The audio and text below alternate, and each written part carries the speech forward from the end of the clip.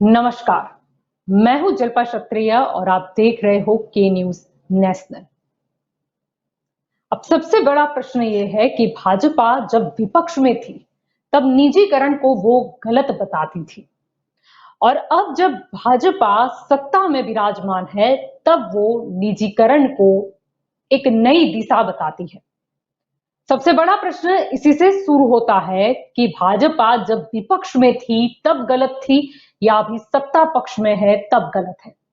आखिरकार निजीकरण से फायदा किसे होगा?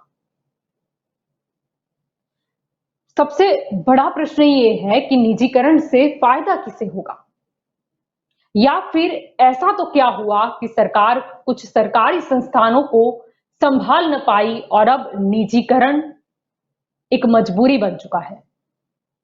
यही हमारा आज का चर्चा का विषय है और हमारे साथ इस चर्चा में जुड़ चुके हैं राजनीतिक विशेषज्ञ योगेश चुड़गर हमारे साथ जुड़ चुके हैं। समाजवादी पार्टी की ओर से हमारे साथ अब्दुल हफीज गांधी जुड़ चुके हैं। कांग्रेस की ओर से निशांत रावल हमारे साथ जुड़ चुके हैं और भाजपा की ओर से संजय रावल हमारे साथ जुड़ चुके हैं। आप सभी का स्वागत है के न्यूज में। नमस्कार जी, आपसे शुरुआत करना चाहूंगी संजय जी। निजीकरण ऐसी भी क्या आवश्यकता आन पड़ी? बीच में ही निर्मला सीतारामन ने नेशनल मोनेटाइज पाइपलाइन जारी किया था, उन्होंने बताया था, लेकिन फायदा किसे होगा? ये जो आप निजीकरण की बात कर रहे हैं उसमें सरकार की नीति ये है कि जो कुछ सेक्टर है सरकार में उसमें कुछ सेवाएं ऐसी है कि पहले भी वहां आउटसोर्सिंग चलता था और चूंकि कार्य क्षमता अधिक कमजोर के कारण उसमें से कुछ हिस्सा जो सेवा के साथ जुड़ा हुआ है वो ऐसी कंपनियों को दिया जाए कि जिससे कार्य क्षमता बढ़े। इसे निजीकरण नहीं कहेंगे बल्कि कुछ हिस्सा पार्टनरशिप में जोड़ करके कार्य क्षमता बढ़ाने की जो बात है, क्योंकि कई सेक्टर में गवर्नमेंट सेवाएं होने के कारण उन सेवाओं में या अधिकारियों को भी उन सेवाओं में जो सेवा कर रहे हैं उन कर्मचारियों में ये पाया गया कि कुछ हिस्सों में उनकी कमजोरियां या सेवाओं के साथ जो उनका जो कार्य क्षमता दिखनी चाहिए वो नहीं दिखी। इसीलिए कुछ सेक्टर को अलग करके ऐसी ऐसा इम्प्लीमेंटेशन किया जाए और वो भी सार्वजनिक तौर पर, ऐसा नहीं कि कुछ खास व्यक्ति उस सेवाओं का लाभ ले सके।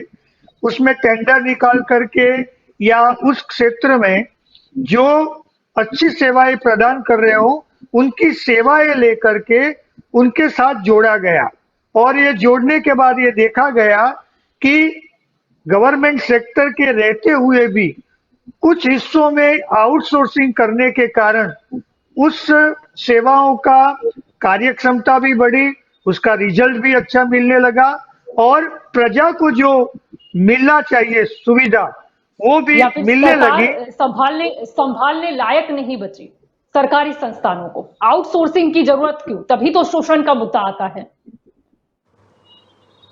पहले भी देखा गया था, पहले भी सरकारें चली है, उसमें तो निजीकरण इतना ज्यादा हमें नहीं देखा गया। अभी ऐसा क्यों? मतलब क्या आवश्यकता आन पड़ी? भले ही उसे पीपीपी मॉडल करार दे दिया जाए, लेकिन फिर भी अगर कोई भी कंपनी जुड़ती है वो मुनाफा तो कमाएगी, यानी लोगों को नुकसान तो होगा। यानी उसका जो मुनाफा और उसका जो लागत वो देखा जाए, जैसे एयर इंडिया की बात करें तो कई सालों से उसमें सरकार घाटा भुगत रही थी और कई कोशिशें करने के बावजूद भी उसमें से जो सेवाएं या उसका असर दिखना चाहिए वो नहीं दिखाई दे रहा था। तो लगातार घाटा करते हुए ऐसे क्षेत्र जो सरकार के लिए बोझ बने हुए थे, एक जिम्मेदारी के तौर पर ये सेवाएं चालू रखनी पड़ रही थी। जैसे एयरपोर्ट की सफाई का मामला हो, माल यानी विमानों में लोडिंग ऑफ लोडिंग की बातें हो, में यानी सरकारी कुल मिलाकर कर्मचारी जो मैनेजमेंट सरकार सेवाएं नहीं जुड़ी कर पा थी, रही है। सरकार ने कुछ हिस्से का मैनेजमेंट आउटसोर्स किया है। ऐसा नहीं कि वो कंपनियां बेचती है और वो कंपनियां सारा मुनाफा ले रही है। उतना ही लागत, उतना ही काम करने के बाद भी उसका असर और उसको जो उससे जो सेवाएं मिलनी चाहिए वो अच्छी सेवाएं मिलनी, ऐसा ऐसे प्रयोग किए गए। और उस प्रयोग के बाद ये पता चला कि इस प्रकार जी, के और प्रयोग में जो देखा ये गया कम कि हर चीज की प्राइस बढ़ गई। जैसे हम बात कर ले पार्किंग चार्जेस, ये तो एक छोटा सा एग्जांपल मैं दे रही हूँ। यानी निजीकरण वो उसमें ये आवश्यकता है या मजबूरी? हमें तो मजबूरी दिखाई दे रही है। कुछ कुछ सेवाएं सरकार में ऐसी थी कि वो सेवाएं सस्ती होने के बावजूद भी उसका जो असर दिखना चाहिए या उसमें जो लाभ मिलना चाहिए वो पब्लिक को भी नहीं मिल रहा था। और आजकल के जो मतलब जो नया जो मतलब अ, राष्ट्र के विकास की और जो बातें चल रही है उसमें ऐसी बातें आई कि जैसे अमेरिका जैसे समृद्ध देश, यूके, कनाडा जैसे देशों में जहां जहां इस प्रकार का पीपीपी मॉडल कर करके सेवाएं रखी गई है वो सेवाओं का असर भी दिखने लगा है। उसमें पब्लिक को भी अच्छी तरह सेवाएं मिल रही है, जैसे हॉस्पिटलों जी, की बात लेकिन हो, जैसे पूंजीवादी ट्रांसपोर्ट सर्विस अर्थतंत्र की तो बात नहीं है हो। हमारा प्रकार। अगर हम अमेरिका की बात कर ले, हम अमेरिका के साथ कैसे कंपैरिजन कर सकते हैं? हमें फैक्ट में, हमें रियलिटी में जीना होगा। निशान जी, मैं आपकी ओर आना हमारे चाहूंगी। प्रश्न मेरा यही है कि निजीकरण जो है वो सही में जरूरियात है हमारी, यानी हमें आवश्यकता है उसकी, या फिर मजबूरी बन चुकी है सरकार के लिए? देखिए जल्पा जी, ये जो सरकार भारतीय जनता पार्टी जो फैक्ट्स और फैक्टर्स के साथ काम कर रही है 2014 से, उसमें सिर्फ और सिर्फ बर्बादी दिख रही है। निजीकरण के नाम पे, ब्लैक मनी लाने के नाम पे इन्होंने नोटबंदी कर दी, रातों रात जीएसटी को लागू कर दिया। सबसे बड़ी बात ये है, आपको मैं सिंपल सा एग्जांपल देके ये मेरी बात की शुरुआत करूंगा। आप अहमदाबाद से बिलोंग करती है। अहमदाबाद एक मेट्रो सिटी है गुजरात का, भारत देश का। अहमदाबाद में बड़े बड़े स्टर्लिंग नाम के, अपोलो नाम के बड़े बड़े अस्पताल आए हुए हैं। कौन से मिडिल क्लास और कौन सा गरीब तबका आपने स्टर्लिंग में और अपोलो में जाते हुए देखा और वहां पे अपनी सारवार लेते हुए देखा? नहीं देखा होगा। सेम चीज अप्लाई होता है जब जब सरकार प्राइवेटाइजेशन की तरफ 100% चली जाती है। यानी कि जो पब्लिक सेक्टर जो ये भारत देश की जनता के लिए बनाया गया है, उसमें रेलवे आ गया, उसमें एयरलाइन भी आ गई। क्योंकि आज एयरलाइन का मतलब ये नहीं है लग्जरी। जब लॉन्ग डिस्टेंस होता है तो आम आदमी भी 5,000 रुपए खर्चा करके दिल्ली टू मुंबई ट्रैवल कर सकता है। लेकिन ये सरकार की मंशा बहुत ही क्लियर है। मैं स्पष्ट शब्दों में रिजर्व बैंक ऑफ इंडिया के governor, reserve bank of India के पिछले 6 महीने के, पिछले 1 साल के रिकॉर्ड्स पढ़ने के बाद आपको बहुत ही केयरफुली और रिस्पॉन्सिबिलिटी के साथ बोल रहा हूं। बार बार रिजर्व बैंक ने 400 बार बोला होगा, रिजर्व बैंक के पास रिजर्व पैसा नहीं बचा है जो प्रधानमंत्री को और मिनिस्ट्री को, कैबिनेट को विकास के कार्यों के लिए आवंटन किया जाता है। इन्होंने सारी सरकारी तिजोरियां खाली कर दी है। जो हालत जब प्रधानमंत्री नरेंद्र भाई मोदी गुजरात के सीएम थे, तब गुजराती में बोला करते थे, मैं गांधीनगर की तिजोरी के ऊपर किसी भी कांग्रेस वालों का हाथ नहीं पड़ने दूंगा। सेम चीज उसके बाद क्या हुआ आपको पता है? गुजरात हाल की डेट में गुजरात का 3 लाख करोड़ का डेफ्ट हो चुका है। सेम चीज 7 सालों में भारत देश के रिजर्व फंड की और भारत देश के रिजर्व फंड की हालत हो गई है। रिजर्व बैंक के पास सरकार को देने के लिए पैसा नहीं है, सरकार के पास ऐसी कोई इनकम का सोर्स नहीं है, सरकार के पास मैनेजमेंट का अभाव है, जिसकी वजह से जो रेलवे लालू प्रसाद यादव जी के समय में प्रॉफिट में चलता था, वो आज इतने नुकसान में आ गया है कि रेलवे चलाने के इनके पास पैसे भी नहीं है, ना ही मैनेजमेंट है। देखिए मैं आपको जलपा जी एक बहुत अच्छी सी बात बोलूं, मुंबई लोकल ट्रेन जो सरकारी है, आपको भी जी, पता है, मुझे पता है, मैं मेट्रो की बात नहीं कर रहा, लोकल की बात कर रहा हूँ जी। वो मुंबई लोकल ट्रेन के मैनेजमेंट से लेके उनके सैलरी ऑन टाइम इतने सारे एम्प्लॉइज को देना, एक स्वीपर से लेके ट्रेन का इंजन चलाने वाले ड्राइवर तक जो सैलरी ऑन टाइम चलता है, उसके ऊपर ऑक्सफोर्ड यूनिवर्सिटी, कैम्ब्रिज यूनिवर्सिटी, दुनिया की वर्ल्ड क्लास यूनिवर्सिटीज ने उसके ऊपर रिसर्च किया है और साबित किया है कि ये मैनेजमेंट नंबर 1 मैनेजमेंट है इतने बड़े रेल नेटवर्क को, लोकल को, और वो भी वो पटरी के ऊपर जहां पे वेस्टर्न रेलवे चलती हो। जी तो क्या सरकार के पास, अगर भारत सरकार के पास व्हील है, तो रेलवे को, एयरलाइन को मैनेज करना इतना, एलआईसी को मैनेज करना इतना इतना बहुत बड़ा रॉकेट साइंस है? ये लोग यूएसए की, अमेरिका की बात करते हैं, चाइना की कंपैरिजन की बात करते हैं, बार बार मोदी जी अपनी स्पीच में दोहराते हैं, हम अहमदाबाद को शंघाई बना देंगे, हमको बेजिंग बना देंगे। अगर आप कंपैरिजन बड़े देशों के साथ करना चाहते हैं, तो बड़े देश जो अपने आम आदमी को फैसिलिटी दे रहे हैं, वो डायरेक्शन में भी आपको सोचना चाहिए। जलपा जी, बड़े देश में कोई भी प्राइवेट प्रैक्टिस, जी अनलेस एंड अंटिल आप डेंटिस्ट डॉक्टर हो, उसके अलावा आपको private practice, private hospital allowed नहीं है। वहां पे आप टैक्स पे करते हो, उसके सामने आपको 100% मेडिकल सुविधा फ्री ऑफ चार्ज प्रोवाइड की जाती है, आपको 100% pharmacy free of charge provide की जाती है, अनलेस एंड अंटिल कोई क्रिटिकल सर्जरी हो। भारत देश में टैक्स पे करने के बाद, पिछले 7 साल से टैक्स पे करने के बाद भी आप टैक्स पे करते हैं, लेकिन आपको सर्विस गवर्नमेंट की तरफ से 0 मिलती है, और वो माइनस में रेटिंग जा रहा है आजकल। प्राइवेटाइजेशन 6 लाख करोड़ जी की प्रॉपर्टीज को, 6 लाख करोड़ के हमारे देश ने 70 इयर्स में कांग्रेस और अन्य सरकारों ने, अन्य पार्टी की सरकारों ने मिलकर मेहनत करके जो प्रॉपर्टीज डेवलप की, जो फैक्टर्स डेवलप की, जो इंडस्ट्री डेवलप की, वो सबको ये बेचने पे लगे हुए हैं। एलआईसी कौन सी नुकसान में जा रही है जलपा जी, जो इनको बेचने की पड़ी है? आप बीएसएनएल की नुकसान की बात कर रहे, होगा ही ना नुकसान में, क्योंकि जियो को अपने फाइबर का इंस्टॉलेशन कराने के लिए कोई भी इतना बड़ा लंबा समय नहीं लगा, उनको तो ऐसे ही बैठे बैठे परमिशन मिल गई। आपने भी देखा है अहमदाबाद में, मैंने मेरे सिटी में देखा है, और जितने भी आपके दर्शक हैं उन सबने फील किया होगा कि जियो वाले ने महीनों पूरा नेटवर्क खड़ा कर दिया जी भारत देश में। अगर जियो कर सकता है, तो भारत सरकार, बीएसएनएल सबसे पुरानी संस्था, जो सबसे पहले जी 2G लाई, जो जी सबसे पहले, जिसके पास 3G आता है, सबसे पहले 4G आता है, अगर 5G आएगा सबसे पहले सरकारी संस्थानों को देना पड़ेगा, वो बीएसएनएल है, एमटीएनएल है। एमटीएनएल और बीएसएनएल को बेचने की क्या बात आ गई?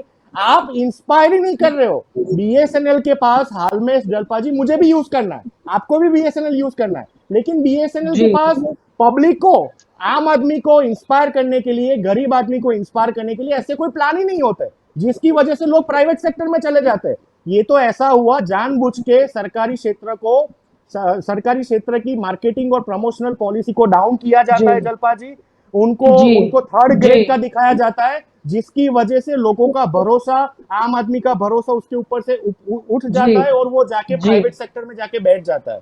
और जब प्राइवेट जी सेक्टर का मेंबर जी बनता है, फिर वो ताकि इलेक्ट्रिसिटी हो, लोग मजबूर बन जाए कॉरपोरेट मजबूर बन जाते कंपनी के हैं। पास जाने एग्जैक्टली, को, मैं उन्हीं भी के बनूंगा, सरकारी आप भी बने। संस्थान पे भरोसा करने पे। जी बिल्कुल। आपकी और फिर लौटेंगे। समाजवादी पार्टी से अब्दुल जी भी हमारे साथ आज जुड़े हुए हैं। अब्दुल जी, क्या कहना चाहेंगे? अगर हम सार्वजनिक संस्थान की बात करें, वो तो देश को मजबूती देने के लिए होते हैं। डर सिर्फ इतना ही है कि ये निजीकरण की जो अंधी दौड़ है, वो कहीं लोकतंत्र को कमजोर ना कर दे। जलपा जी, मैं समझता हूँ कि आज की डिबेट को सही संदर्भ में लाने के लिए हमें अपनी संवैधानिक व्यवस्था समझनी होगी। अगर आप प्रियम्बल पढ़ें तो उसमें जो जी भारतवर्ष है उसको सोशलिस्ट स्टेट कहा गया है। सोशलिस्ट का मतलब है वेलफेयर स्टेट होगा, यानी कि जो भी काम सरकारें करेंगी वो पब्लिक की भलाई के लिए करेगी, और ज्यादातर पब्लिक सेक्टर में काम होगा जिससे लोगों को जो सुविधाएं मिलें, सर्विसेज मिलें या प्रोडक्ट मिलें, वो सस्ते दामों पर मिलें। और ये सरकार की जिम्मेदारी है, क्योंकि हम बहुत अमीर देश नहीं थे, हम ऐसे देश थे जहां हमें कम रिसोर्सेज में अपने पब्लिक को ज्यादा फायदा देना था। इसलिए हमने हैवी इंडस्ट्रीज खड़ी की, हमने डैम्स बनाए, हमने बहुत सारी चीजें की, हॉस्पिटल्स बनाए पब्लिक सेक्टर में। क्योंकि आज भी अगर आप देखें जी तो भारत के अंदर गरीबी है। एक गरीब जो है वो हाई फाई फैसिलिटीज को अफोर्ड नहीं कर सकता, क्योंकि प्राइवेट सेक्टर प्रॉफिट के लिए काम करते हैं, स्टेट या गवर्नमेंट प्रॉफिट के लिए काम नहीं करती, वो पब्लिक वेलफेयर के लिए काम करती है। तो जब आप जो पब्लिक सेक्टर अंडरटेकिंग्स हैं उनको आप बेचने का काम करेंगे, तो कहीं ना कहीं आप गरीब के पेट पर लात मार रहे हैं। और जैसा पहले के हमारे कांग्रेस प्रवक्ता ने कहा कि प्राइवेट सेक्टर में जरूर जो है आपको थोड़ा सा सर्विसेज एफिशिएंट हो जाती हैं, लेकिन महंगी मिलेंगी, और ये हम देख रहे हैं। जी अभी बीएसएनएल की बात की गई, जब 4G आया था तो बीएसएनएल को 4G नहीं दिया गया था, वो जियो को दिया गया था। जियो ने डेवलप किया और बीएसएनएल जो है वो कमजोर होता चला गया, और इतना कमजोर होता चला गया कि 56,000 लोगों की छटनी जी बीएसएनएल को करनी पड़ी। देखिए, भारतीय जनता पार्टी क्या है, जैसा आपने अपने टॉपिक का शुरुआत में भी कहा कि भारतीय जनता पार्टी जब विपक्ष में होती है तो इसका कुछ और मत होता है, और जब ये सरकार में आ जाते हैं तो इनका और मत होता है। जब ये विपक्ष में होते हैं तो मनरेगा बुरा होता है, आधार बुरा होता है, एफडीआई में ये लोग मना करते हैं कि फॉरेन डायरेक्ट इन्वेस्टमेंट नहीं होना चाहिए, इंश्योरेंस में नहीं होना चाहिए, डिफेंस में नहीं होना चाहिए, मीडिया में नहीं होना चाहिए। जी लेकिन जैसे ये सरकार में आते हैं वो सारी चीजें करने लगते हैं। आप डिफेंस में भी एफडीआई लेकर आते हैं, इंश्योरेंस में लेकर आते हैं, मीडिया में लेकर आते हैं, यानी कि आप बिल्कुल पलट जाते हैं। मैं आपको बता दूं कि देखिए आज प्लेटफॉर्म टिकट कितने का मिल रहा है। कोरोना में जहां पूरी दुनिया कराह रही थी, ये सरकार 50 एयरपोर्ट को अडानी जी के नाम कर रही थी।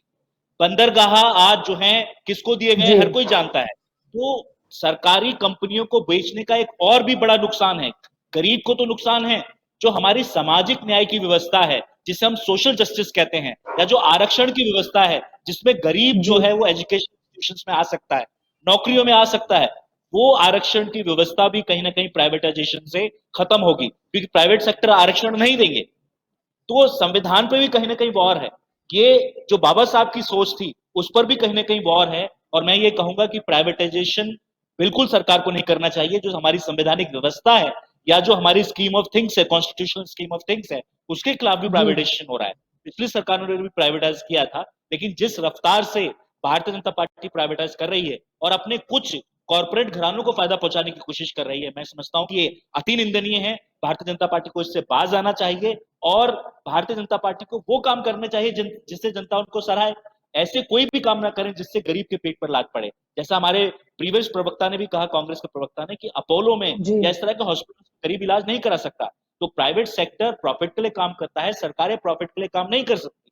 लेकिन मैं इतना जरूर कहूंगा कि ऐसे कुछ सेक्टर्स हैं जैसे सरकार ब्रेड बनाने का काम नहीं कर सकती, तो जहां जो सरकारी जी संस्थाएं ब्रेड बना रही थी उनको आप प्राइवेटाइज कर दीजिए। लेकिन जो एसेंशियल सर्विसेज हैं, रेलवेज है, आप उनको प्राइवेटाइज नहीं कर सकते। आप स्टेशन को बेच दे रहे हैं, आप बहुत सारी ट्रेन का रूट प्राइवेटाइज कर दे रहे हैं, आप हजारों किलोमीटर जो है वो रेलवे लाइन को प्राइवेटाइज कर दे रहे हैं। इससे क्या होगा? इससे कहीं ना कहीं जो गरीब है उसको जो है सुविधा नहीं मिलेगी। अमीर तो देखिए अपना काम चला लेता है।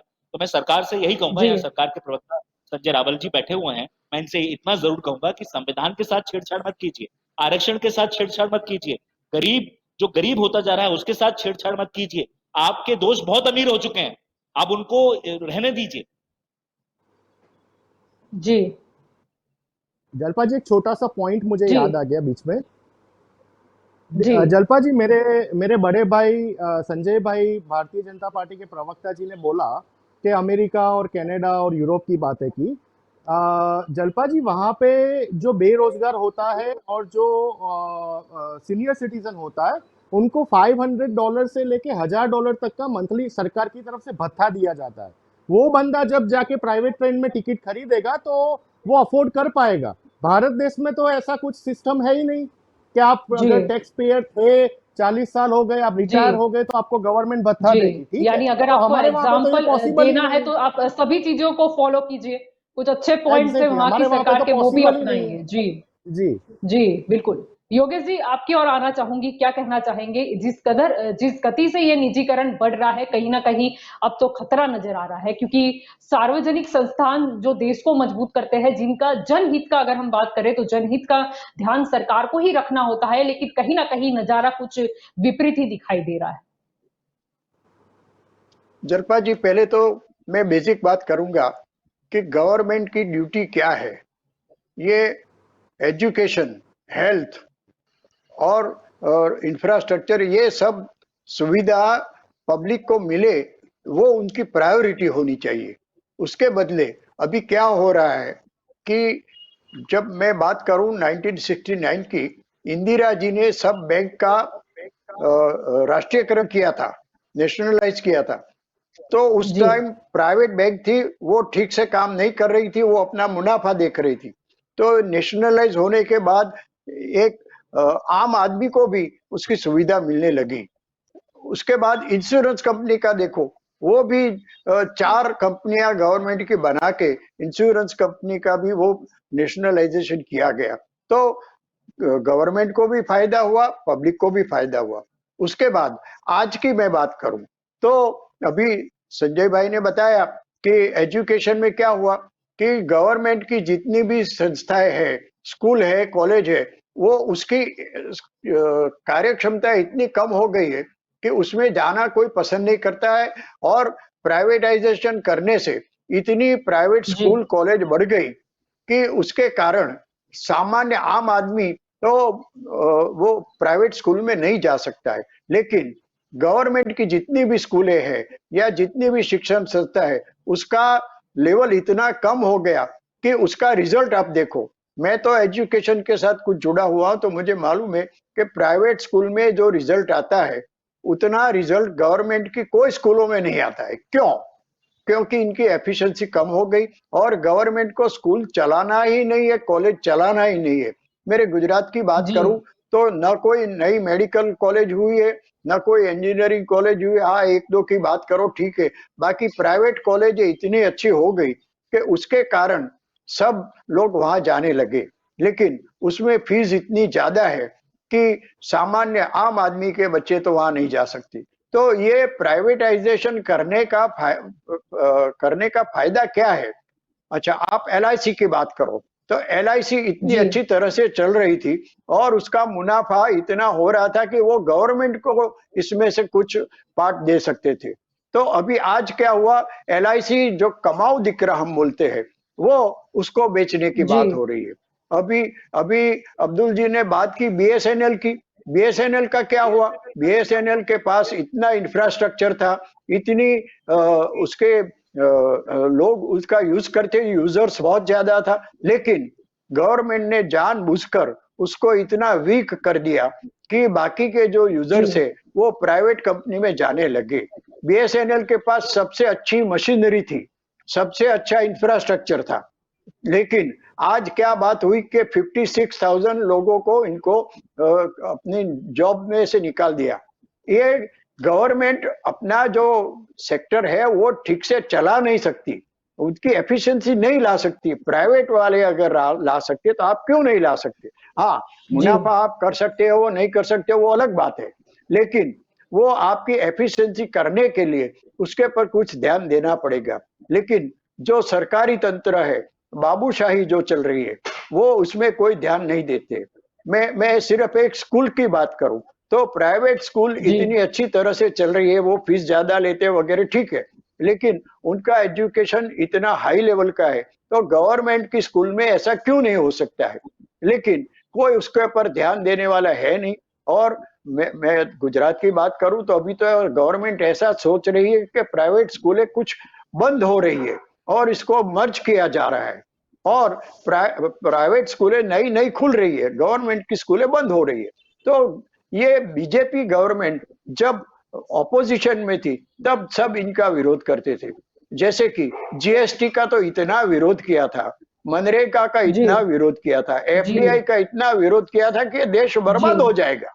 लेकिन आज वही बात भाजपा की गवर्नमेंट कर रही है। और ये जो प्राइवेटाइजेशन करने की बात हो रही है, उसमें गवर्नमेंट का तो नुकसान है, लेकिन आम आदमी का भी नुकसान है। और लंबी लॉन्ग विजन से देखें तो पूरा देश को नुकसान होगा। जी जी संजय जी, आपकी ओर आना चाहूंगी यहाँ पर। अगर हम निर्मला सीतारामन के शब्दों को याद करें, अगर हम एनएमपी यानी कि नेशनल मोनेटाइजेशन पाइपलाइन की अगर बात करें, तो उसमें माइनिंग भी शामिल किया गया है, टेली कम्युनिकेशन भी शामिल किया गया है। सबसे पहले तो ये आता है कि सार्वजनिक संस्थान जो है, सरकार के जो संस्थान है, और कुछ जो है वो हमारे नेचुरल रिसोर्सेज भी है। जैसे अगर हम माइनिंग की बात करें, अगर मान लेते हैं कि बेचा नहीं जाता, लीज पे भी दिया जाता है, तो क्या गारंटी कि फिर कुछ ही नहीं बचेगा? इस इससे पहले कि हम माइनिंग सेक्टर की बात करें, थोड़ा इतिहास की ओर चले कि सबसे पहले कांग्रेस के में जब मनमोहन सिंह जी नाणा मंत्री थे, तभी आर्थिक उदारीकरण नीति का स्वीकार किया गया। और सबसे पहले, यदि उससे भी आगे जाएं, तो सबसे पहले प्राइवेट कार बनाने की और कार की कंपनी को अनुमति देने की सबसे पहली शुरुआत संजय गांधी उस योजना में पार्टनर थे। और गुड़गांव में वो फैक्ट्री सबसे पहले लागू की गई। उस समय विपक्ष ने बहुत विरोध किया, लेकिन उसकी बात नहीं मानी गई थी।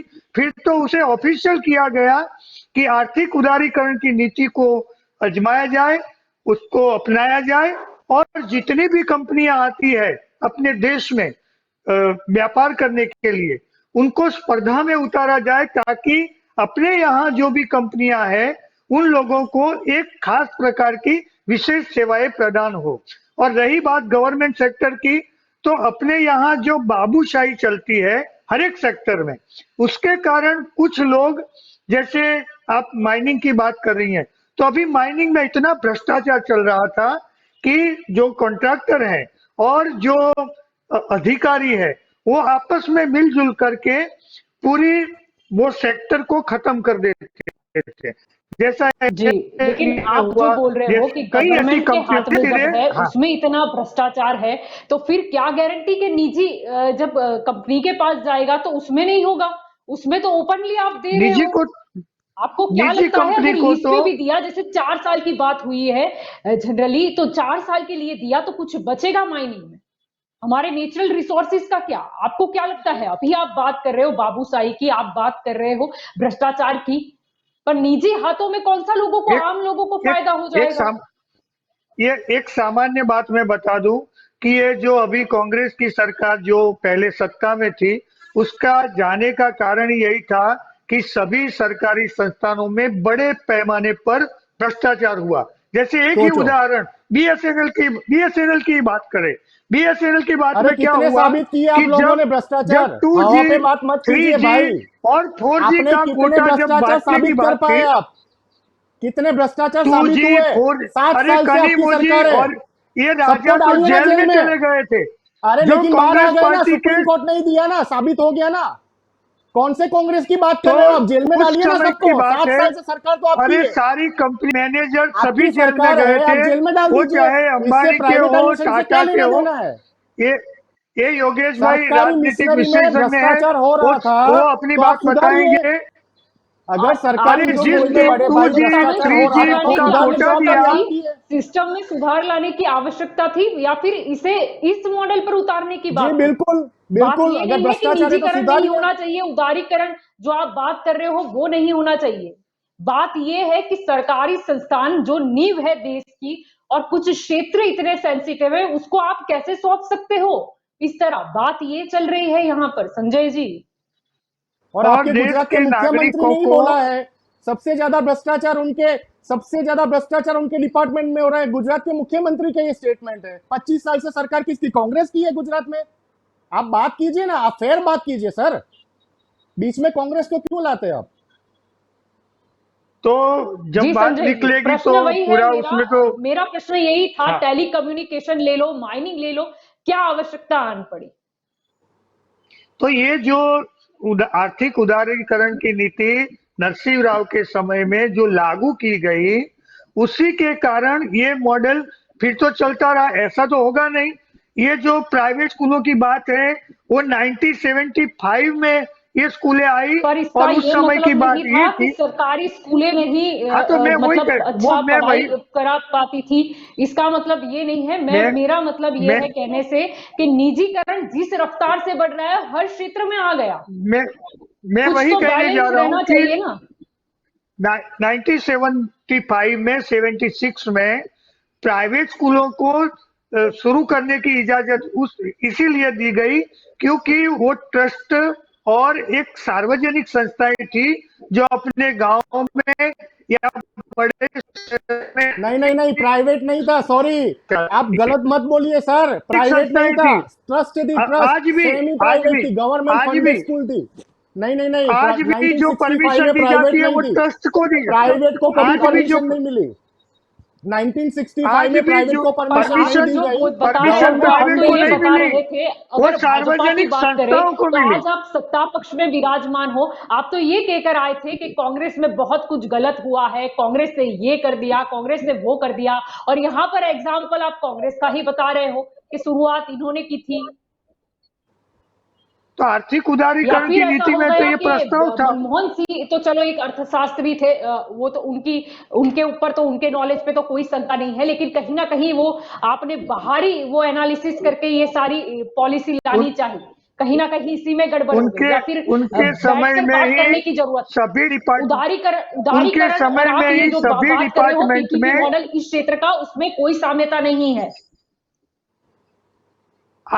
आज एक सामान्य बात देखें, कॉरपोरेशन में या बड़े शहरों में, नगर पालिका में पीपीपी मॉडल पर जब सोसाइटियों के साथ सेवा का आदान प्रदान शुरू हुआ, 20 का 50-50 का मॉडल प्रस्तावित किया गया, तो आज देख रहे हैं कि सारी सोसाइटियों में गटर की सुविधाओं से लेकर के जो मतलब ये जो सुविधाएं दी जा रही है, चाहे लाइटिंग की सुविधा हो या कोई भी सुविधा हो, तो सभी में सुधार हुआ है और पब्लिक को अच्छी सुविधाएं मिल रही है। तो जनाब, मेरा आप जहाँ कहने का पे मतलब बैठे ये हो है, ना, ये कैसे आप मतलब जहाँ पे कहने का बैठे हो ना मतलब तो संजय अहमदाबाद, जी ये निकालता है कि अकेली सरकार रहेगी तो जनता को कोई सुविधा नहीं मिलेगी, लेकिन अगर प्राइवेट जैसे कंपनी आई तो सर मतलब सबको सुविधा मिल जाएगी। इसका सीधा अर्थ तो ये निकलता है, इसका अर्थ तो ये निकला कि कहीं ना कहीं सत्ता पक्ष में मैनेजमेंट की कमी है।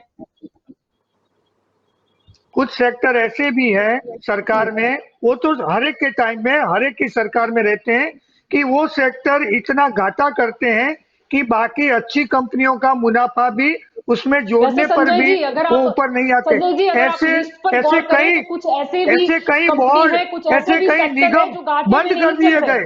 जो घाटे में नहीं चल रहे। ऐसे और कई बोर्ड, सामने मैं आपको कॉर्पोरेट बता दूं, कंपनी भी ऐसे स्मार्ट कई है, वो घाटे का सौदा नहीं करेगी संजय जी, घाटे का सौदा कोई कंपनी नहीं ये करेगी। बहुत सारी कंपनी ये है, बहुत भारतीय सारे सेक्टर है जो घाटे में तो हरगिज नहीं चल रहे। चाहे हम वो ऑयल कंपनी की बात कर ले, नाम नहीं लेना मुझे, लेकिन ये उसका भी मुनाफा लगातार बढ़ता ही जा रहा था, वो भी करोड़ों में ही था, और अभी फिर पता नहीं मैं अचानक से उसके बेचने की बात सामने आ गई। अरे आईपीसीएल जलपा जी, मैं आईपीसीएल का क्या किया इन लोगों ने? आईपीसीएल का क्या किया? मैं आईपीसीएल मैं प्रॉफिटेबल वही बात ऑर्गेनाइजेशन था, बताने जा सबको रहा पता हूं था जलपा जी। कि जब इन्होंने भारतीय रिलायंस जनता को बेच पार्टी दिया। गुजरात में सरकार में जब आई, तो कुल मिलाकर के 100 बोर्ड और निगम थे, और उसमें हर एक बोर्ड और निगम में ऐसे व्यक्तियों को बिठाया जाता था जो पॉलिटिकल था, जो कोई मतलब अपना कोई ऐसा स्पेशल यानी उस विषय का निषाद नहीं था, लेकिन राजकीय समीकरणों को सुलझाने के लिए बैठा दिया जाता था। फिर उस बोर्ड निगम में इतना भ्रष्टाचार होता था कि उस अच्छा, बोर्ड जय निगम को शाह, बंद कर देना जय शाह पड़ा था। कौन से निगम में ऐसे है? कई जय शाह, 45 से जय 50 शाह कौन सा बोर्ड क्रिकेटर निगम है? बंद कर दिए यानी गए, और जय आज शाह भी कौन सा वहां क्रिकेटर है? की भ्रष्टाचार बात न कर रहे हो, हैं, यानी इसीलिए आपका जय अगर शाह कौन सा एडमिनिस्ट्रेटर बिठा क्रिकेटर सरकार है? करके संभालेगी तो भ्रष्टाचार रहेगा, निजी कंपनी आती है तो फिर लोगों को फायदा होगा, उसमें कोई भ्रष्टाचार नहीं होगा। ये क्या बात कर रहे हो आप? नहीं तो निशान जी आपकी ओर आना चाहूंगी, क्या उसमें लगता जब है आपको, सरकार संभालेगी तो भ्रष्टाचार, प्राइवेट कंपनी के हाथ में जाएगा तो सब कुछ अच्छा रहेगा, जनता को भी फायदा होगा, सरकार भी खुश हो जाएगी, ये क्या बात हो रही है यहाँ पर? जलपा जी, बहुत ही सिंपल साइंस है ये, बहुत ही सिंपल साइंस है। आपके दर्शक में से कोई गरीब होगा, कोई मिडिल क्लास का होगा, कोई अमीर होगा, उनको समझ में आ जाएगा। 3 टाइप के लोग हैं भारत देश में, एक गरीब है, एक मध्यम वर्गीय और एक अमीर है। अमीर को आप प्राइवेट दे दो, गवर्नमेंट दे दो, चलेगा, लेकिन गरीब को गवर्नमेंट ही चाहिए और वो गवर्नमेंट ही अफोर्ड कर सकता है। रही बात मिडिल क्लास की, तो अगर उसके पास बेचारे के पास थोड़ा बहुत सेविंग होगा तो शायद इमरजेंसी के समय में वो प्राइवेट एयरलाइन या प्राइवेट रेलवे या प्राइवेट अस्पताल को यूज करेगा। अगर उसके पास सेविंग्स नहीं है तो वो गवर्नमेंट को यूज करने वाला है। दैट मीन्स कि इंडिया में जो टोटल पॉपुलेशन है उसमें 60% से ज्यादा लोग गवर्नमेंट सेक्टर को ही यूज करने के लिए फाइनेंशियली कैपेबल है। ये बहुत सिंपल सी बात है। रहा सवाल, ये बार बार भारतीय जनता पार्टी के प्रवक्ता जो उदारीकरण की बात कर रहे हैं, तो उदारीकरण was a practice to create the competition between government and private sector and Indian private and foreign private sector। ये कंपटीशन क्रिएट करने के लिए उदारीकरण की गई थी, ना ही कि गवर्नमेंट सेक्टर को नीचे डाउनग्रेड करके उसको बेचने के लिए। मैंने अभी बीच में बोला था, आईपीसीएल जो इतना बड़ा कंपनी था, करोड़ों रुपए का प्रॉफिट कर रहा था, रातों रात 800 करोड़ का उसमें नुकसान दिखाया गया, और प्रधानमंत्री मोदी जी के दोस्त सीधे सीधे रिलायंस को वो सेल कर दिया गया। जलपा जी, अगर ये मैनेजमेंट की और एडमिनिस्ट्रेशन की बात कर रहे हैं, मुझे एक बात बताइए, compare to government sector, reason between private and government sector, government sector के जितने भी एम्प्लॉई है वो शिक्षा से, एजुकेशन से जुड़े हुए हैं, या रेलवे से जुड़े हुए हैं, या कहीं पे भी जुड़े हुए हैं। उनकी सैलरी प्राइवेट सेक्टर के वही फील्ड में काम करने वाले एम्प्लॉय से 3 गुना ज्यादा होती है, राइट? अगर 7 जी साल से आपकी सरकार है, क्यों भाई डंडा उठाइए और अपने एम्प्लॉय को लगाइए, उनके कान पकड़िए, क्यों काम नहीं करेंगे वो लोग? क्यों सिस्टम आप डेवलप नहीं करते? जब जब कांग्रेस की गवर्नमेंट थी उस समय की टेक्नोलॉजी और पिछले 7 सालों से जो टेक्नोलॉजी है उसमें आसमान जमीन का फर्क है। आपको भी पता है जलपा जी, टेक्नोलॉजी बहुत ही फास्ट ग्रो हो रही है पूरे दुनिया में, ठीक है? उसमें किसी सरकार का रोल नहीं होता टेक्नोलॉजी ग्रो करने में, बट वो टेक्नोलॉजी का यूज करके क्यों आपके एम्प्लॉय टाइम पे नहीं आना शुरू करेंगे? क्यों आपके सरकारी एम्प्लॉय जो इतने इतने सारा हैवी वेजेस, आप शिक्षकों की बात कर रहे हैं जलपा जी, मैं किसी के अपोज में या किसी को जी मंदुक हो ऐसी बात आपके चैनल पे नहीं करना चाहता हूँ, लेकिन 60-17 हजार जब जिनकी सैलरी होती है जलपा जी, वो समय पे नहीं आते, आधा दिन आते आधा दिन चले जाते, क्या क्या एक्टिविटी होती है जी पढ़ाने से अलावा जी वो सब हम सब जानते हैं। तो आप ऐसा मत बोलिए कि प्राइवेट से गवर्नमेंट सेक्टर को बेचने से प्राइवेट आ जाएगा।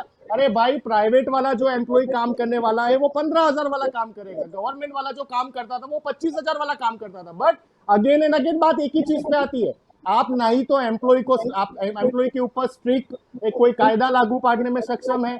देखिए, ये कांग्रेस जी की कंपैरिजन की बात कर रहे हैं, हमने तो गवर्नमेंट सेक्टर्स डेवलप करके उस समय के पॉपुलेशन को ध्यान में रखते हुए बना के दिए, भारत सरकार को दिए। वो जो भी सरकार उसके बाद आने वाली थी, हमको नहीं पता था भारतीय जनता पार्टी शासन पे आएगी और प्रधानमंत्री जी 7 साल से प्रधानमंत्री मोदी जी बनने वाले, ये हमको थोड़ी ना पता था। लेकिन तो हम आपको देके गए, उसको मेंटेन तो कीजिए। जलपा जी, 6 लाख करोड़ की प्रॉपर्टी अगर आपने बेच दी, उसके बाद आप क्या करेंगे? आपके पास कुछ बेचने के लिए रहेगा नहीं। मैं आपको सिंपल सा एग्जांपल दूं, कोई मिडिल क्लास है, उसके घर में कोई मेडिकल आपत्ति आई है या एजुकेशन आपत्ति आई है, उसके पास पुराना स्कूटर है, उसको बेच देगा, 10,000 रुपए मिलेगा, उसके बाद उसके पास कोई व्हीकल नहीं बचेगा। नया व्हीकल लेने जाओगे तो आपके अफोर्ड में, आपकी कैपेसिटी में नहीं आने वाला। ये तो अच्छा है, इससे अच्छा है कि आप वो स्कूटर को 2,000 रुपए में रिपेयर करा के यूज कीजिए। अच्छा तो यही है ना। तो भारत जब डेवलपिंग कंट्री है, we are not developed country, तो डेवलप कंट्री के तरह हमें नहीं सोचना चाहिए, हमें डेवलपिंग कंट्री की तरह सोचना चाहिए।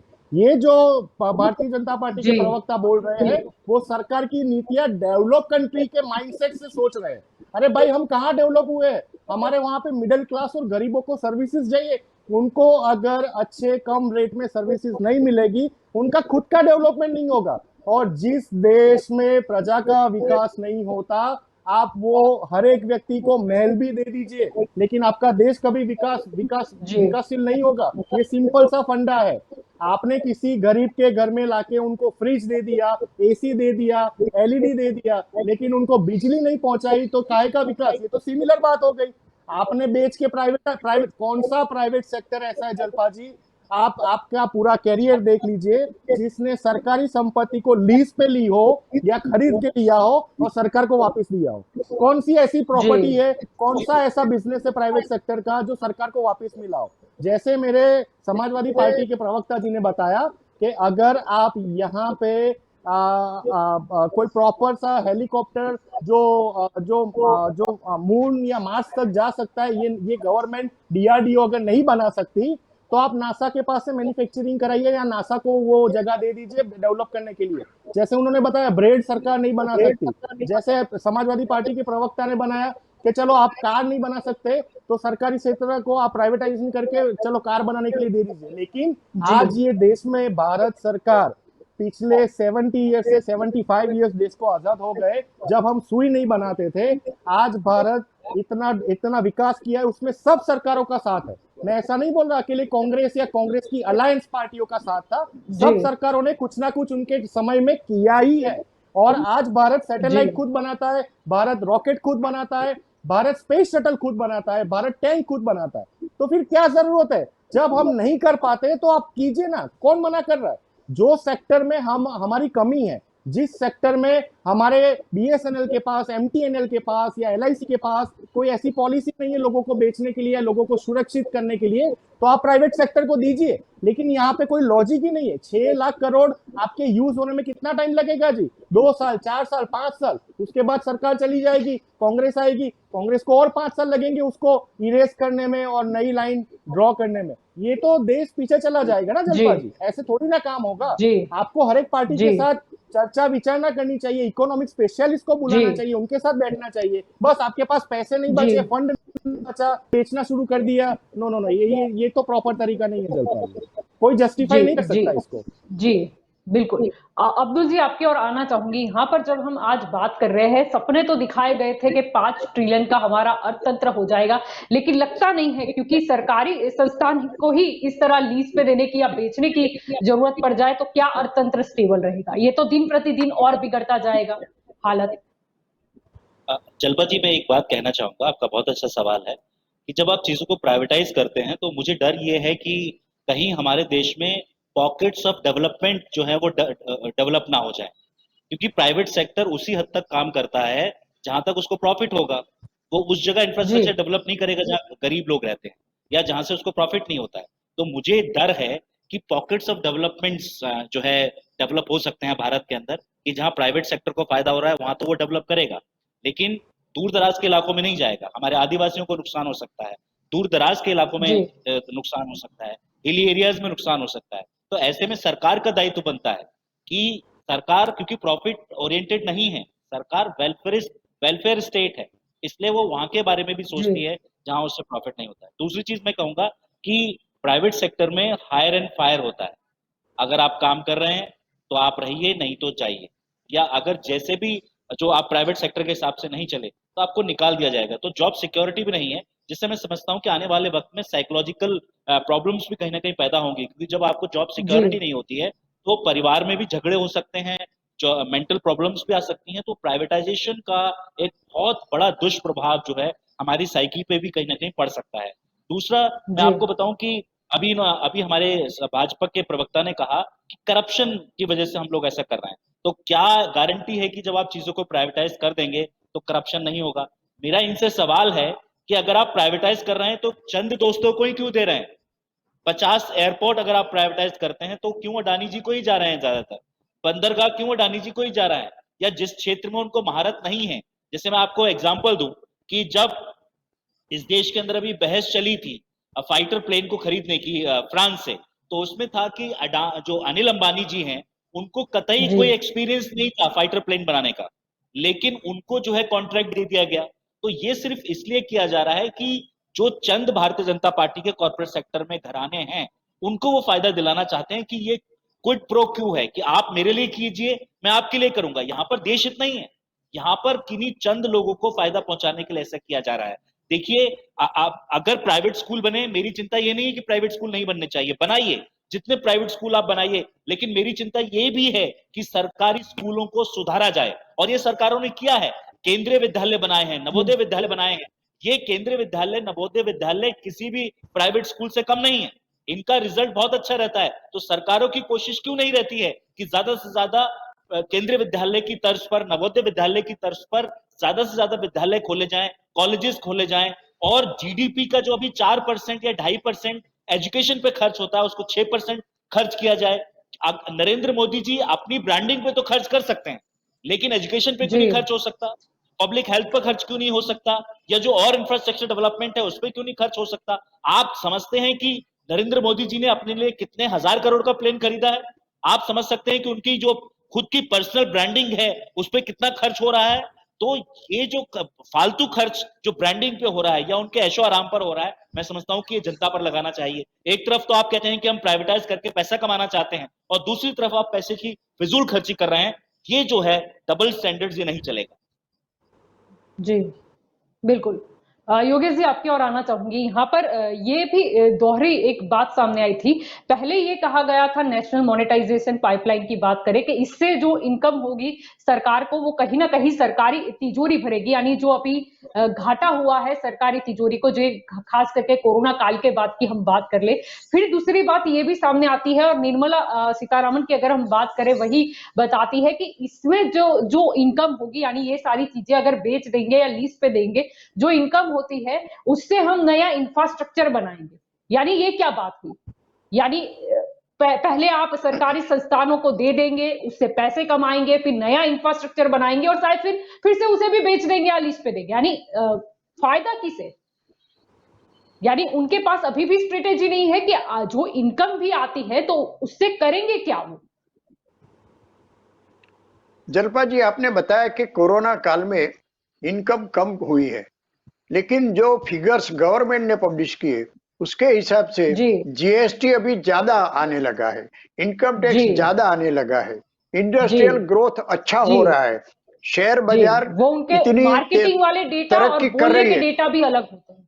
जी हाँ, और ये 6 लाख करोड़ रुपया वो इतनी बड़ी अमाउंट नहीं है कि आप इससे ये अपनी सरकार चलाने में कुछ सुधार लाएंगे। इसके लिए तो क्या जी है कि बिल्कुल। आपके पास जो भी हम तो लाल किले से भी सार्वजनिक संस्थान है, करोड़ों रुपए की बात कर लेते हैं, तो फिर 6 लाख करोड़ तो क्या मायने रखते हैं। हाँ, अरे अरे छोटी छोटी बात पे आप एक कोई गांव में या छोटे से स्टेट में जाते हैं, वहां जाके आप बोलते हैं कि 1000 करोड़ इनको हम देंगे डेवलपमेंट के लिए, तो ये बात ठीक नहीं है। मैं अर्थशास्त्र का निष्णात नहीं हूं, फिर भी एक बात तो समझ सकता हूं कि अगर आपके पास जितने भी सार्वजनिक संस्थान है उसको ठीक तरह से चलाए, और जैसे संजय भाई ने बोला इसमें भ्रष्टाचार बहुत है, और ये भ्रष्टाचार शब्द से ही कांग्रेस की गवर्नमेंट टूट गई और भाजपा की गवर्नमेंट आ गई। तो और भ्रष्टाचार हम हटाएंगे अच्छे दिन आएंगे वाली बात जो है वो तो अभी कहीं पिक्चर जी में दिखाई नहीं देती है। वो आप करिए ना, भ्रष्टाचार जहां भी है वो आप दूर कीजिए। और अभी हमारे एक फ्रेंड ने बताया हायर एंड फायर की पॉलिसी है, तो वो सिस्टम में अभी लाइए। अपनी सिस्टम ऐसी है कि मैं तो जब भी यूथ के साथ काम करता हूं वो सभी चाहते हैं कि हमको गवर्नमेंट की जॉब मिले। क्यों? क्योंकि गवर्नमेंट जॉब में कोई काम नहीं करने का, सैलरी अच्छा जी मिलेगा, कोई हमको निकाल भी नहीं सकता है। अच्छा, कोई भ्रष्टाचारी कर्मचारी मिला, ऑफिसर मिला, उसके पर क्या आपने एक्शन लिया? सिर्फ यहां से यहां उसका तबादला कर दिया, बाकी तो वो वही का जी वही रहता है। जबकि प्राइवेट सेक्टर में तो अगर कोई काम नहीं करेगा, इनएफिशिएंट होगा, तो उसको निकाल देंगे। ये जो तरीका है वो सिस्टम में सुधार लाने का काम अभी करना जरूरी है। मानो कांग्रेस गवर्नमेंट ने ये नहीं किया तो कोई बात नहीं, चलो वो तो पास्ट हो गया। लेकिन आपके पास गुजरात में 25-27 साल थे, दिल्ली में 7 साल है, उसमें आपने इसके बारे में क्या सोचा? कुछ नहीं। भ्रष्टाचार के बारे में कुछ नहीं सोचा गया। और मैं तो एक इतिहास को याद करता हूं कि 1947 से 2021 तक कितने पॉलिटिशियन जो भ्रष्टाचारी थे उसके पर कोई एक्शन लिया गया। प्रताप सिंह कैरोन पंजाब के चीफ मिनिस्टर थे, उन्होंने कोई जीप कौभांड किया था, उसके बारे में जी उसके पर कुछ नहीं किया गया, उसका डेथ भी हो गया। हाँ, आज आज एक एक्सेप्शन है, वो बिहार के लालू प्रसाद जी, उसके पर कुछ एक्शन लिए गए। बाकी एक भी नाम बताओ किसके पर आपने एक्शन लिए? वो वाड्रा फैमिली की आप बात कर रहे थे, क्या किया आपने वाड्रा फैमिली को? बातें की, वाड्रा का नाम लेके इलेक्शन में आपने प्रचार किया, कुछ एक्शन तो लेते नहीं हो। तो जो करना है वो करो, बाकी तो क्या है कि मेरे घर में जितनी भी संपत्ति है, जितने जवेरात है, वो बेच के मैं खाना अच्छी तरह से खाऊं, ये कोई अच्छी पॉलिसी नहीं है। जैसे संजय भाई ने बताया मनमोहन सिंह का, Manmohan Singh is the ideal economist for India. उन्होंने ये उदारवादी प्रवृत्ति शुरू की, जी इसके कारण इंडिया का इतना ग्रोथ हुआ है। बाकी तो हम लोग पहले बाबू राज में चल रहे थे। तो मैं तो मनमोहन सिंह का आदर करता हूं। और आज आप देखिए पिछले 7 साल में रिजर्व बैंक के कितने गवर्नर निकल गए, किसी को ट्रांसफर नहीं किया, वो खुद चले गए। क्यों? तो ये आपकी इकोनॉमी पॉलिसी ठीक नहीं है, और रिजर्व बैंक को तो आप मानते ही नहीं है, उनकी जो सलाह होती है ऐसा स्टेप लो, वो आप सुनते ही नहीं है। और अभी ये जो सार्वजनिक संस्थान को बेचने आप चले हो, उससे फायदा जी क्या होगा वो तो सोचिए। आप गवर्नमेंट क्यों चला रहे हो? पब्लिक का कोई भला करने के लिए। विकास विकास की बात करो, लेकिन क्या विकास हुआ? मैं एक छोटा सा बात करूं कि आपने जी गरीब लोगों को, झोपड़पट्टी वाले को गैस का सिलेंडर दिया, बहुत अच्छा काम किया। लेकिन आज वो 400 रुपए का सिलेंडर 800 का हो गया, तो वो सिलेंडर उसके झोपड़ी में बाजू में पड़ा है, वो कहां से 800 रुपया लाएगा रिफिल करने के लिए? ये बात तो सोचो। अच्छा, दूसरी बात रेलवे की मैं करूं, उसका प्राइवेटाइजेशन आपने जी बोला कि उसकी पटरी भी बेची गई, स्टेशन भी बेचे गए, प्राइवेट ट्रेन भी चलने लगी, और पब्लिक के लिए कोरोना के कारण आपने सब ट्रेनें बंद कर दी थी। अभी नई जो ट्रेन शुरू हुई है वो सब स्पेशल ट्रेन होती है। ये स्पेशल शब्द मुझे समझ में नहीं आता। ये पूरे देश के लिए होनी चाहिए, लेकिन जिसको रिजर्वेशन है जी वही ट्रेन में जाएंगे, आम आदमी नहीं जाएंगे। और इसका किराया भी बढ़ा दिया, इस तरह से आपने इनकम भी बढ़ा दी, सर्विसेज तो आप डाउन के डाउन करते जा रहे हो। तो ये जो भारतीय जनता पार्टी 2014 के पहले जो बात बोलते थे उसके अगेंस्ट में अभी काम कर रहे हैं। कोई विकास उसके टाइम पर जो हुआ था 2014 के पहले, उसके बाद आपने जो भी किया वो क्या विकास हुआ? आपने सब यही किया है। और भ्रष्टाचार तो जहां था वहां ही है। हाँ, कोई बड़े मिनिस्टर पर कोई उंगली नहीं उठा सकता, एक क्रेडिट की बात है। लेकिन आप कोई भी गवर्नमेंट ऑफिस में जाओ या आपको कोई भी जी लाइसेंस लेना है तो क्या करना पड़ता है वो हम सब जानते हैं। ये टीवी पर मैं बोल नहीं सकता हूं, लेकिन जी ये सब चल रहा है। तो उसको दूर करने का काम आप करो, बाद में कुछ होगा। बाकी आप पहले जो जिसका विरोध कर रहे थे जीएसटी का, आज जीएसटी लाके रखा आपने। पहले जो मनरेगा का विरोध करते थे, मनरेगा अभी आपने कंटिन्यू कर दिया। तो ये सब दोहरी बातें जो है वो भारतीय जनता पार्टी कर रही है। और अभी इलेक्शन तो 2024 में आएगा, उसके लिए अभी से तैयारी शुरू हो गई है। जी बिल्कुल। आप सभी इस चर्चा में मेरे साथ जुड़े, इसीलिए आप सभी का शुक्रिया। Thank you. तो दंगल देश का में आज का हमारा मुद्दा था कि भाजपा सरकार पहले जब विपक्ष में थी तब ये कहीं ना कहीं निजीकरण के खिलाफ थी। तब हमने काफी बार देखा भी गया कि किस तरीके से निजीकरण का विरोध किया जाता था। लेकिन अब जब भारतीय जनता पार्टी यानी कि भाजपा सत्ता पक्ष में है, तब पता नहीं क्यों निजीकरण को बहुत ही तेज गति से बढ़ावा दिया जा रहा है। प्रश्न अभी भी ये है कि ये निजीकरण की आखिरकार हर क्षेत्र में आवश्यकता क्या है? माना कि आधुनिक युग में निजीकरण कुछ हद तक जरूरी है, लेकिन वो कभी भी देश की मजबूरी न बनना चाहिए। बात है देश को बचाने की, बात है सरकारी संस्थानों को बचाने की। एलआईसी की हम बात करें, जो लोगों का एक भरोसा था। एलआईसी जीवन के साथ भी, जीवन के बाद भी, लेकिन वो एलआईसी ही मृत अवस्था में पहुंच गई। अब लोग क्या करेंगे? बात करें हम बीएसएनएल की, एयर इंडिया की, फिर कई ऐसी बहुत सारी सरकारी संस्थानों की। कहीं ना कहीं कमी कुछ मैनेजमेंट में है, कहीं ना कहीं कमी है सिस्टम में।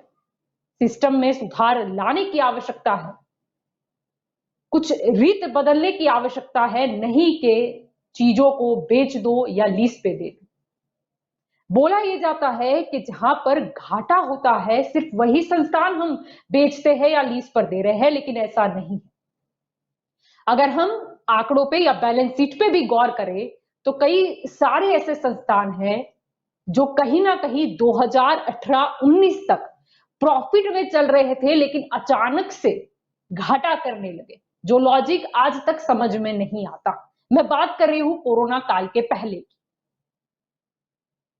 या फिर कहीं ना कहीं सरकार को लगा कि नहीं, इसको लीज पे देना है या बेचना है, इसीलिए अचानक से प्रॉफिट के बदले घाटा हो गया। फायदा क्या होगा? क्या निजी कंपनी सोचेगी? और क्या सरकार भले ही बोलती हो कि स्वामित्व हमारे पास रहेगा, लेकिन सही में वो स्वामित्व सिर्फ नाम का होगा, लेबल का होगा? जैसे हम रेलवे की बात कर लें तो टिकट के खर्च तो लोगों को ही भरने पड़ेंगे, दाम में बढ़ोतरी भी होगी, मुनाफा जो है वो प्राइवेट कंपनी लेके जाएगी, लेकिन सिर्फ स्वामित्व दिखाना है, इसीलिए शायद भारतीय रेल हमें उस ट्रेन पर लिखा हुआ नजर आए। क्या ये सॉल्यूशन है? एक और चीज बोली गई जब ये मोनेटाइजेशन पाइपलाइन की घोषणा की वित्त मंत्री निर्मला सीतारामन में, तब उन्होंने एक और चीज बोली कि ये सिर्फ कुछ 3 या 4 साल के लिए है, उसके बाद जब सरकार को लगेगा तो वो वापस भी ले लेगी। क्या ये इतना इजी हो पाएगा? क्या हम कुछ देने के बाद वापस ले पाएंगे? या फिर जैसे कि हम ले भी लेते हैं तो वो क्या सही सलामत या अपडेट होके वापिस आएगा?